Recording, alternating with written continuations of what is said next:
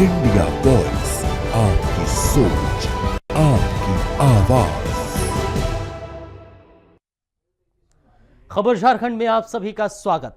मैं आपके साथ अब्दुल नबी हसन। झारखंड की अहम खबरों पर डालते हैं विस्तार से नजर।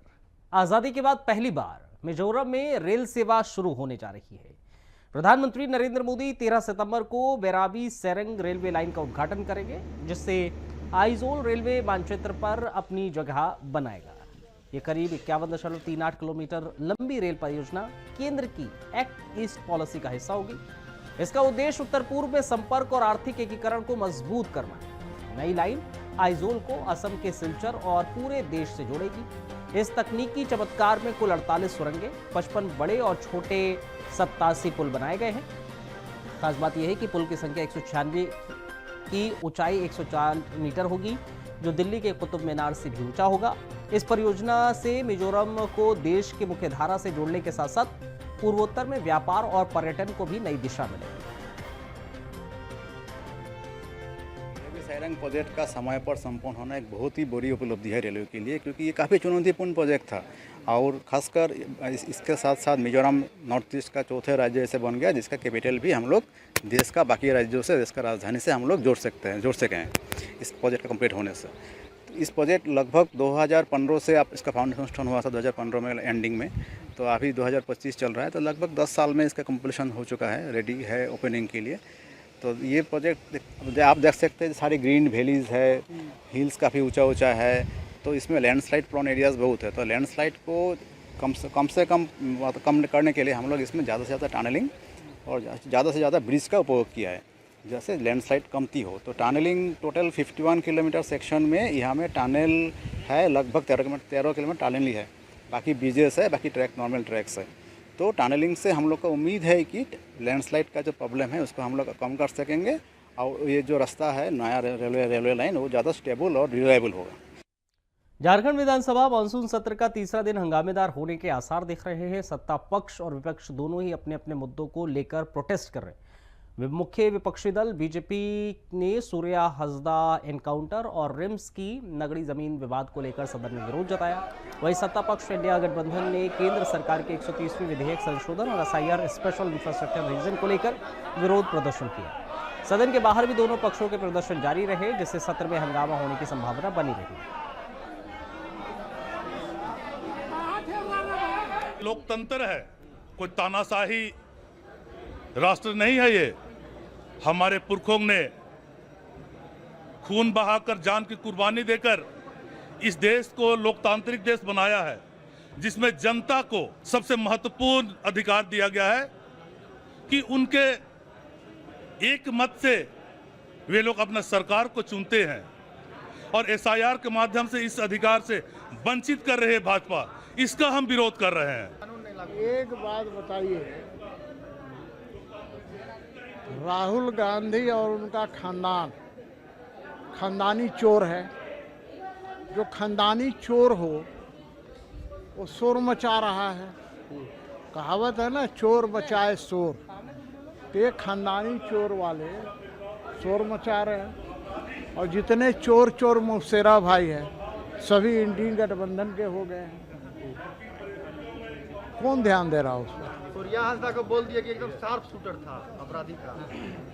अब देखिए, अच्छा जब शार्प शूटर था या जो भी है सरकार की नज़र में, तो सीबीआई जांच कराने से डर क्यों रही है? हजारीबाग के इचान थाना क्षेत्र में पुलिस ने अवैध जुआ अड्डे पर बड़ी कार्रवाई करते हुए 6 लोगों को गिरफ्तार किया है। ये छापेमारी गुप्त सूचना के आधार पर इचाक थाना प्रभारी राजदीप कुमार के नेतृत्व में की गई है, जिसमें इचाक थाना और पद्मा ओपी की संयुक्त टीम ने बर काकला गांव में देर रात छापा मारा है। इस दौरान कुछ आरोपी अंधेरे और बारिश का फायदा उठाकर फरार हो गए, जबकि मौके से 6 लोगों को गिरफ्तार किया गया। पुलिस ने उनके पास से ताश के 6 बंडल और 1,19,908 रुपए नकद बरामद किए हैं। गिरफ्तार आरोपियों में प्रदीप मेहता, गणेश प्रसाद मेहता, राजन कुमार, बंगाली प्रसाद महतो, अनिल महतो, राहुल कुमार शामिल रहे हैं, जो सभी इचाक थाना क्षेत्र के निवासी हैं। एसएसपी ने बताया है कि इस कार्रवाई से क्षेत्र में अवैध गतिविधियों पर रोक लगेगी और जल्द ही फरार आरोपियों को भी गिरफ्तार किया जाएगा। बीते 24 तारीख की रात्रि में को ये सूचना मिली थी कि चाक थाना क्षेत्र में बरका कला गाँव के आसपास बड़े पैमाने पर जुए का खेल खेला, अवैध रूप से जुए का खेल खेला जा रहा है और इसमें लोग इलाके के लोग उपस्थित हैं और जुआ खेल रहे हैं। इस सूचना के आधार पर थाना प्रभारी चाक के नेतृत्व में एक दल का गठन किया गया, छापामारी दल का गठन किया गया और थाना के पदाधिकारियों के साथ सशस्त्र बल के उस स्थान पर एक सुनसान जगह पर छापेमारी के क्रम में ये पाया गया कि वहाँ पे जुए का अवैध रूप से खेला जा रहा है। इस पर वहाँ पे देखा गया तो कुल 6 व्यक्तियों को गिरफ्तार किया गया है, जिनके पास से ताश का 6 बंडल और 1,19,960 रुपये की नकद की बरामदगी की गई है। और इसमें जो गिरफ्तार व्यक्ति हैं प्रदीप मेहता, गणेश मेहता, राजन कुमार, बंगाली प्रसाद, अनिल मेहता, राहुल कुमार, ये सभी इचाक थाना क्षेत्र के ही आसपास के बरका कला एवं आसपास के ग्रामों के रहने वाले हैं। और इस छापेमारी दल में थाना प्रभारी के अलावा पुलिस अधीक्षक संतोष कुमार और इसमें पद्मा ओपी के पुलिसकर्मी को भी शामिल किया गया था। पद्मा ओपी के जो एक अफसर हैं पुलिस अधीक्षक आलोक कुमार और 7 इनके जो सशस्त्र बल के द्वारा छापेमारी करी बरामद की गई है। इस संबंध में आप लोगों को बता दें कि आगामी पर्व को देखते हुए ये अवैध रूप से जुए के खेल के संचालन के विरुद्ध छापामारी निरंतर जारी रहेगी और इसमें कड़ी से कड़ी कार्रवाई की जाएगी ताकि लोग के जो आसपास के लोग हैं जुए के खेल में संलिप्त ना रहें। सर एक सवाल, गिरफ्तार जुआरी सर और भी किसी कारण में वांछित रहे हैं क्या? पता लगा रहे हैं इसका कि पहले भी चूँकि थाना प्रभारी नए ज्वाइन किए हैं, पहले भी किसी केस में ये जेल जा चुके हैं या फिर उनके विरुद्ध कार्रवाई की गई है, ये हम लोग पता लगा रहे हैं। झारखंड के हजारीबाग जिले के बड़का गांव प्रखंड स्थित सरमा पंचायत से एक बेहद भावुक और चिंताजनक तस्वीर सामने आई है। दरअसल यहां पर लोग जनाजा दफनाने के लिए नदी पार करने को मजबूर हैं। गांव का कब्रिस्तान नदी के पार होने की वजह से पुल के अभाव में ग्रामीण शव को कंधों पर उठाकर पानी से होकर जोखिम भरे रास्ते से गुजर रहे हैं।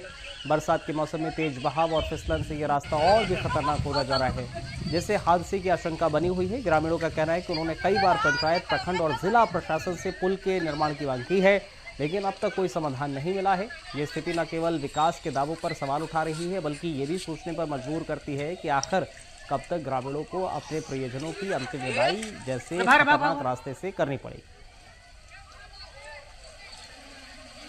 गांव प्रखंड के सिरमा पंचायत में 3 गांव आते हैं, छवनिया, सिरमा, पंडरिया, जो कि बरसात के दिनों में अगर यहाँ के लोग में से किसी की मृत्यु हो जाती है तो मृत्यु की जो जनाजा होती है वो जनाजा नदी पार करके कब्रिस्तान ले जाया जाता है और जितने भी लोग जनाजे में शामिल होते हैं वो लोग जान को जोखिम में डालकर नदी को पार करते हैं। दुर्भाग्य की बात यह है कि यहाँ के ग्रामीणों ने मिलकर पूर्व विधायक माननीय अंबा प्रसाद जी को आवेदन दिया था, लेकिन उस पर कोई संज्ञान नहीं लिया। मैं सरकार से यही मांग करता हूं कि जल्द से जल्द पुल की निर्माण किया जाए ताकि लोगों को सुविधा हो। राजनगर प्रखंड क्षेत्र के अलग अलग गांवों और बाजारों में गणेश पूजा की तैयारियां जोर शोर से चल रही हैं, जहां पूजा पंडालों का निर्माण तेजी से हो रहा है। लेकिन मूर्तिकार कृष्ण सरदार, जो पिछले 12 वर्षों से दुर्गा, काली, सरस्वती पूजा और गणेश चतुर्थी की मूर्तियां बनाते आ रहे हैं, वो मौसम की मार से परेशान है। लगातार बारिश और नमी की कमी के कारण मूर्तियां ठीक से सूख नहीं पा रही हैं, कई टूट भी रही हैं। साथ ही कच्चे माल की बढ़ती कीमत और तैयार मूर्तियों को उचित दाम न मिलने से उनका परिवार चलाना मुश्किल हो रहा है। कृष्ण सरदार का कहना है कि सरकार अगर स्थानीय कलाकारों को सुरक्षित कार्यस्थल पर मदद प्रदान करे तो उनकी कला भी बच पाएगी और रोजगार भी।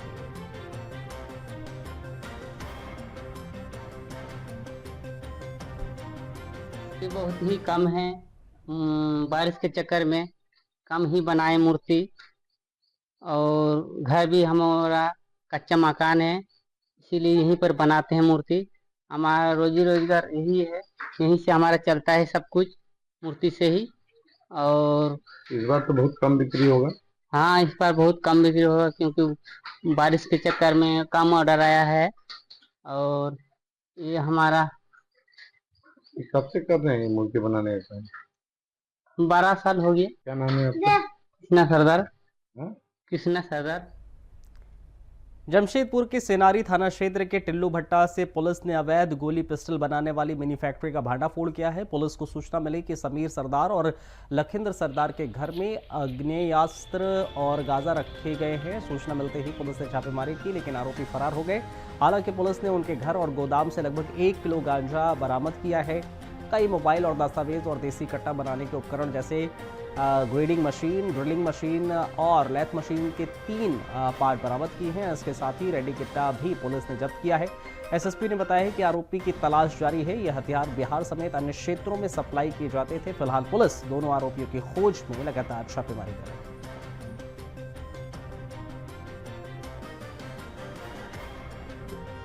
कंफर्मेशन तभी हो पाएगा जब हम उन लोगों को गिरफ्तार कर लेंगे। उसके लिए लगातार छापेमारी की जा रही है, परंतु जो हमें इंफॉर्मेशन अभी तक प्राप्त हुई है, प्रथम दृष्टया लगभग 2-3 महीने से इनका काम चल रहा था और शायद एक आध कंसाइनमेंट ये लोग वहां पर बना के सप्लाई कर भी चुके थे, पर इसका सत्यापन तभी हो पाएगा जब हम इनको अरेस्ट कर पाएंगे। जमशेदपुर के कदमा थाना पुलिस ने मोबाइल चोरी करने वाले एक गिरोह का पर्दाफाश किया है, जो साहिबगंज और पश्चिम बंगाल के वर्धमान जिले से जुड़ा हुआ है। पुलिस को गुप्त सूचना मिली कि कुछ युवक मोबाइल चोरी की फिराक में घूम रहे हैं। इस पर पुलिस ने पेट्रोलिंग के दौरान एक आरोपी को पकड़ लिया। पूछताछ में उसके 3 अन्य साथियों के नाम सामने आए हैं, जिन्होंने बाद में गिरफ्तार कर लिया गया। आरोपी के पास से कुल 9 चोरी किए गए मोबाइल बरामद हुए हैं। एसएसपी पीयूष पांडे ने बताया है कि ये लोग गणेश पूजा के दौरान कदम में लगने वाले मेले में भी चोरी की योजना बना रहे थे, लेकिन पुलिस ने उन्हें पकड़ लिया है। चारों आरोपियों से गहन पूछताछ की जा रही है। उनका आपराधिक इतिहास भी जांचा जा रहा है। एसएसपी ने लोगों से भीड़भाड़ वाले इलाकों में सतर्क रहने और संदिग्धों की सूचना पुलिस को देने की अपील की है।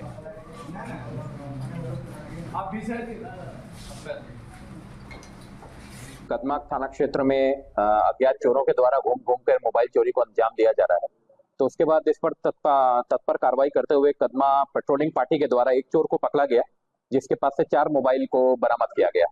उससे जब फर्दर पूछताछ की गई तो उसके द्वारा बताया गया कि साहिबगंज और पश्चिम बंगाल के जिला वर्धमान जिले से कुछ जो चोर हैं, ये लोग लगातार घूम घूम के मार्केट से और अन्य एरिया से मोबाइल चोरी कर रहे हैं और इनका जो एम है वो आने वाले जो गणेश पूजा है उसमें जो मेला वगैरह लगने वाला है, उसमें घूम घूम के महिलाएं, बुजुर्ग या अन्य लोगों का मोबाइल चुराना उनका उद्देश्य है।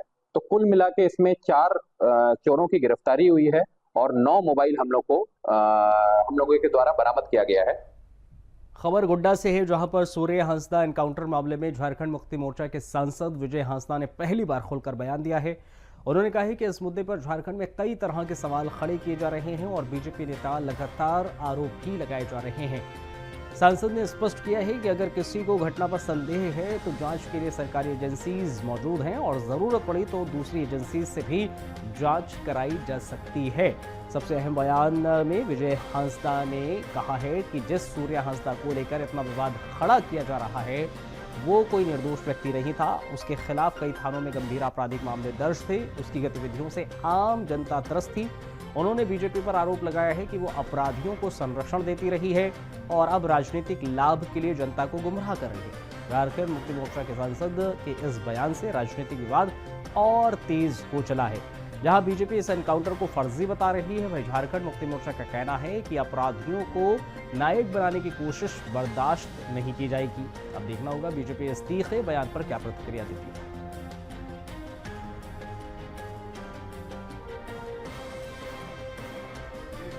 मुद्दा यहाँ पे लगातार अभी उठ रहा है।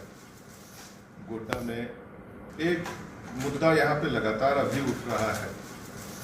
गोड्डा में हुए एनकाउंटर को लेकर के, सूर्या हांसदा के एनकाउंटर को लेकर के,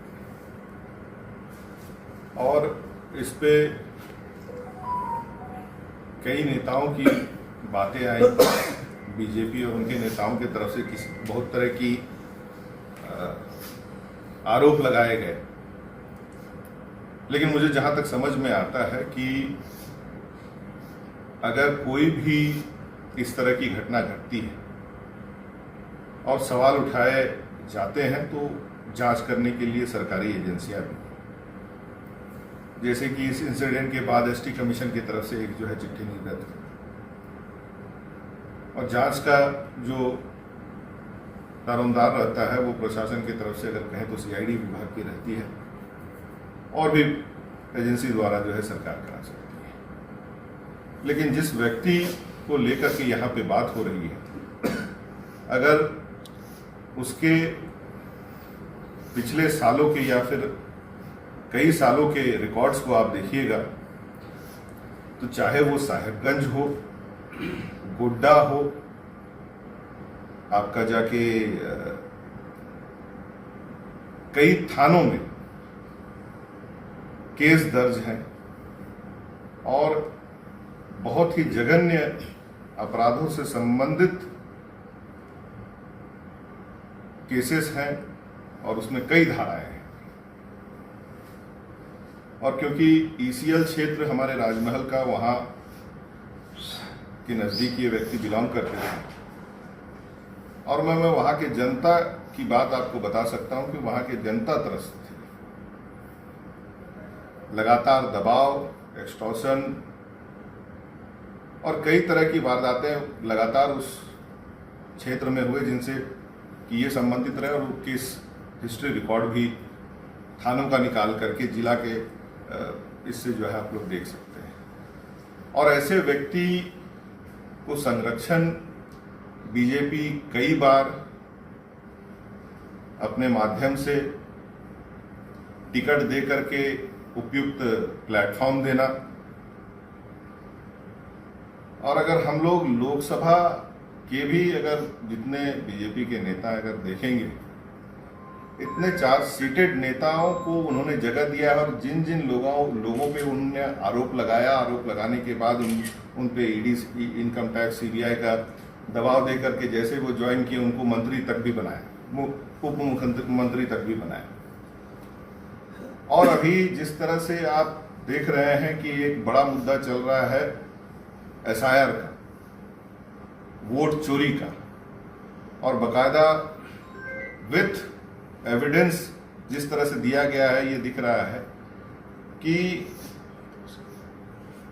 संविधान, कानून, ये सभी चीज जो है एप्लीकेबल ओनली विपक्ष के लिए है या फिर नॉन बीजेपी के लिए। बीजेपी वाले इससे ऊपर उठ चुके हैं।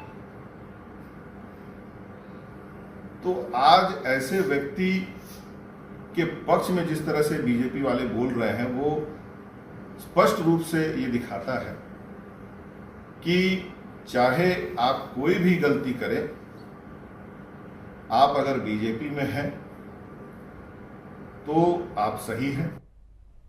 अफ्रीका के कैमरून में फंसे झारखंड के 19 प्रवासी मजदूरों में से 17 की वतन वापसी सोमवार को सफलतापूर्वक हो गई। ये मजदूर हजारीबाग और बोकारो जिले के रहने वाले हैं जो ट्रांसरेल राइटिंग लिमिटेड कंपनी में काम कर रहे थे। दरअसल कंपनी में 11 मजदूरों को 4 और 8 को 2 महीने से वेतन नहीं दिया गया, जिससे मजदूरों को खाने पीने में भी दिक्कतें होने लगी हैं। मजदूरों ने सोशल मीडिया के जरिए मदद की गुहार लगाई है। इसके बाद सरकार और समाजसेवी सिकंदर अली की पहल से उन्हें भारत लाया गया।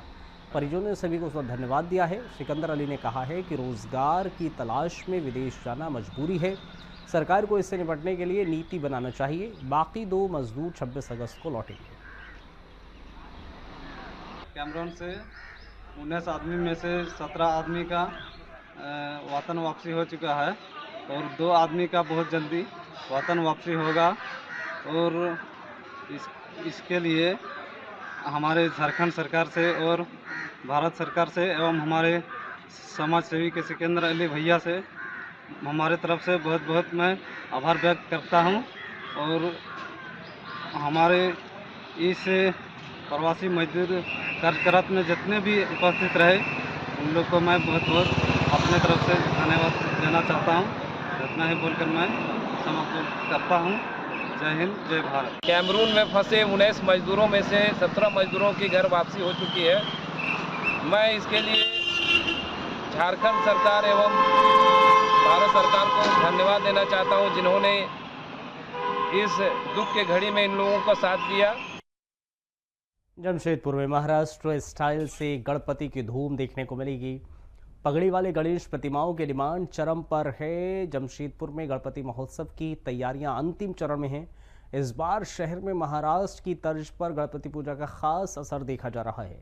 खास तौर पर लाल बाग के राजा जैसे सिर पर पगड़ी पहने हुए गणपति जो है वो पंडालों में देखने को मिल रहे हैं। अपेक्षा लोगों के घरों में भी 1.5 से 2 फीट की प्रतिमाएं देखने को मिल रही हैं। पगड़ी और रेशमी वस्त्र से सजी मूर्तियां लोगों को बेहद आकर्षित कर रही हैं। आदिकली लगता है गणेश जी को तो कपड़ा ज्यादा नहीं पहनता है, तो पगड़ी बना के उसको और शो कर दिया, इसलिए ऐसा डिमांड कुछ नहीं है। अब रेट ऊपर में नहीं होता। क्या रेट अभी मूर्ति का? ये बहुत ज्यादा मार्केट की सब रेट है।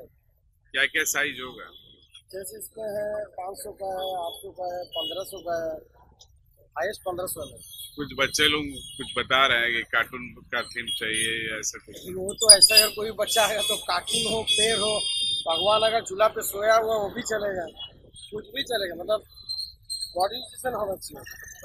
वही तो बोले ना, गणेश जी को ऐसे नवरात्र की होता है, ठीक है। तो यह पहले एक जन खाली लाया था 2-3 अपने हाथ से पहना था, उसको देख के कि हमारा भी ज्यादा था, हमको भी लग रहा है पगड़ी बांध दिया तो पैसा ज्यादा मिलेगा, बस यही से। ऐसे कोई जो डिमांड है पगड़ी चाहिए ऐसा नहीं।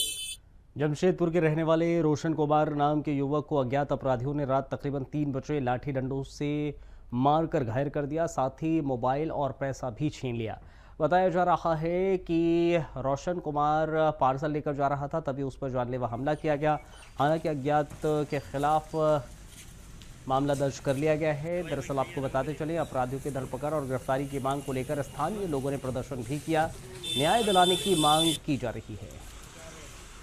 राइडर है, 7 बजे से लेकर आपका भोर तक मारते हैं ऑर्डर, इससे अपना पालन पोषण करते हैं, अपना घर का जो जरूरत है उसको पूरा करते हैं।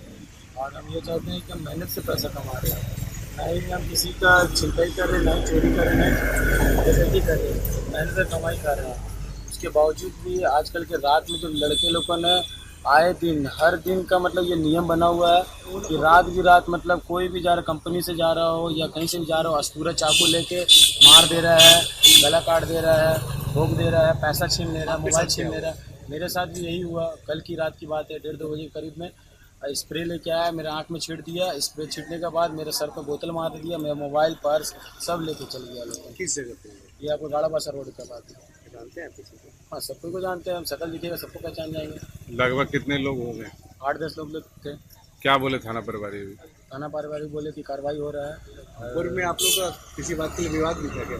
नहीं सर, हम तो जानते भी नहीं थे उनको, हम तो अपना ऑर्डर लेके वो लोग सबसे वो लोग वही चेक कर रहे हैं, सब राइडर से मांग रहे थे। क्या आपसे छीना गया ये बताओ? मेरे से मेरा मोबाइल छीन लिया गया है, मेरा ATM, मेरा पर्स, मतलब उसमें पैसा था वो भी लेके चले गए। कितने बजे की घटना है? ये आपको 1:30-2 बजे करीब की घटना है। वो लोग चाकू को भी रखे हुए थे, बोतल मेरे सर पे मार दिए, हम बेहोश हो गए। चलिए, इस बुलेटिन में फिलहाल इतना ही, इजाजत दीजिए, नमस्कार।